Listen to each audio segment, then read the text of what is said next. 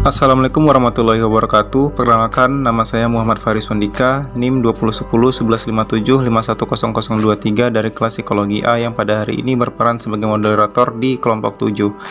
Terima kasih kepada Bu Umil selaku dosen pengampu mata kuliah Psikologi Abnormal.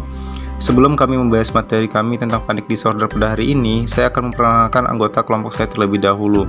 Yang pertama ada Amelia Wulandari, NIM 2010-1157-510004, Fiona Ratuneva, NIM 2010-1157-510015, dan Hari Guntala, 2010-1157-510017. Oke, baiklah, materi pertama tentang pengertian dan kriteria akan dibacakan oleh Fiona Ratuneva. Kepada Fiona, saya persilahkan.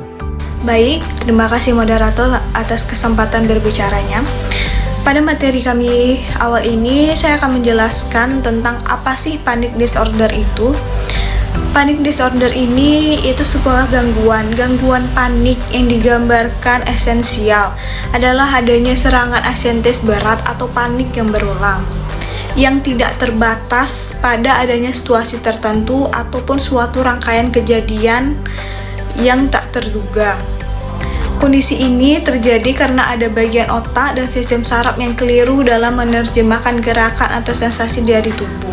Akibatnya, biasanya adanya gerakan atau sensasi tersebut dianggap sebagai suatu ancaman, atau bisa juga dikatakan adanya stimulus yang terjadi tiba-tiba. Biasanya terjadi ketika seseorang merasa panik akan suatu keadaan yang terancam atau berbahaya. Selanjutnya, kita akan membahas tentang kriteria dari panic disorder. Kriteria dari panic disorder ini cukup banyak.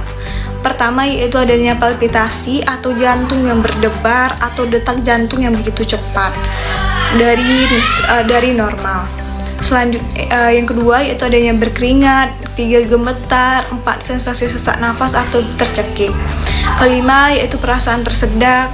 6. Nyeri dada atau ketidaknyamanan. 7. Mual atau perut tertekan. 8. Pusing, goyah, atau bahkan pingsan. 9. Yaitu menggigil atau adanya sensasi panas. 10. Yaitu adanya parentensial atau sensasi mati rasa atau seperti kesemutan.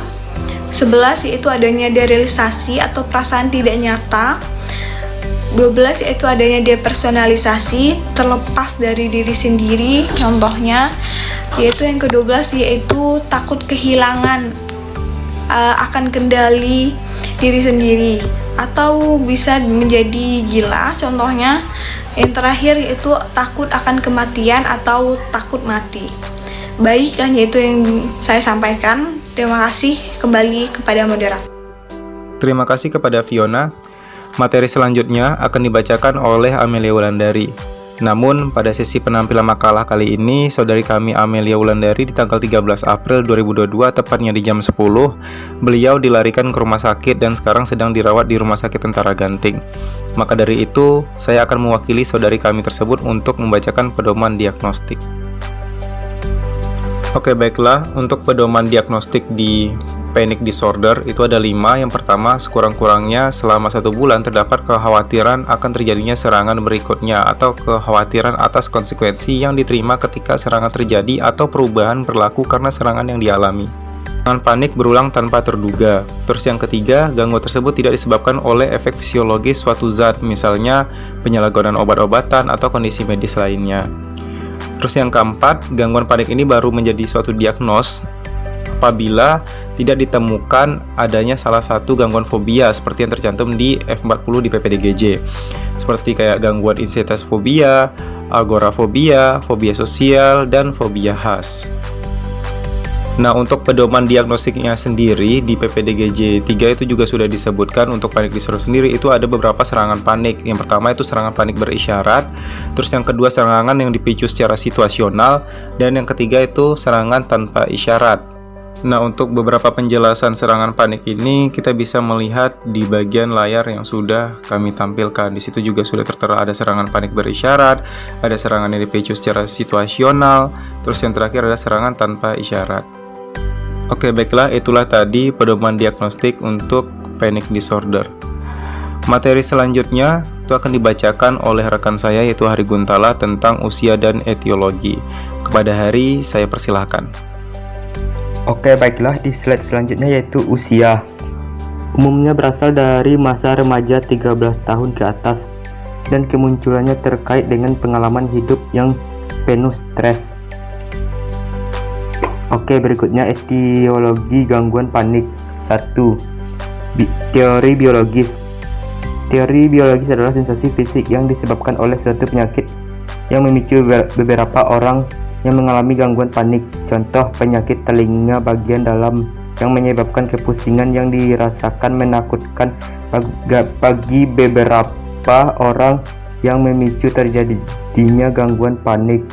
Panik disebabkan oleh aktivitas yang berlebihan dalam sistem noradrenergik (neuron yang menggunakan norepinefrin sebagai neurotransmitter). Fokus pada nukleus dalam pons yang disebut locus coeruleus. Pemikiran lain tentang aktivitas noradrenergik yang berlebihan adalah bahwa hal itu disebabkan oleh suatu masalah dalam neuron gamma-aminobutyric singkatan dari GABA yang secara umum menghambat aktivitas noradrenergik. 2. Teori psikologis. Teori psikologis yang mencakup serangan panik menjadi terkondisikan secara klasikal pada sensasi fisik internal yang ditimbulkan oleh kecemasan. Mereka yang menderita gangguan panik menganggap serangan tersebut sebagai sesuatu yang tidak dapat dikendalikan dan tidak dapat diprediksi, serta melihat serangan tersebut sebagai kekuatan tertentu. Hal ini dapat menjadi UCS yang sangat kuat sekaligus meningkatkan conditioning. Oke, sekian, itulah slide yang saya sampaikan. Terima kasih Hari. Materi selanjutnya akan dibacakan oleh saya sendiri, yaitu tentang terapi gangguan panik. Nah, untuk terapi gangguan panik ini, yang pertama itu ada penanganan biologis obat sebagai penanganan biologis gangguan panik. Nah, salah satu obatnya itu kayak ada obat antidepresan. Nah, untuk sisi negatif obat antidepresan ini sendiri sebenarnya banyak sih untuk obat antidepresan, mulai dari Prozac, Tofranil, dan lain-lain. Nah, salah satu hal yang bisa disebabkan oleh obat antidepresan ini dalam penggunaan jangka waktu panjang itu adalah efek sampingnya kita bisa mengalami ketergangguan dalam kognitif dan motorik, seperti berkurangnya memori dan kesulitan mengemudi. Yang kedua, penanganan psikologis. Nah, terapi yang dikembangkan oleh Barlow dan rekan-rekannya ini disebut dengan terapi PCT, Panic Control Therapy. Dan ini memiliki 3 komponen. Yang pertama ada training, kedua ada relaksasi, dan yang ketiga ada kombinasi.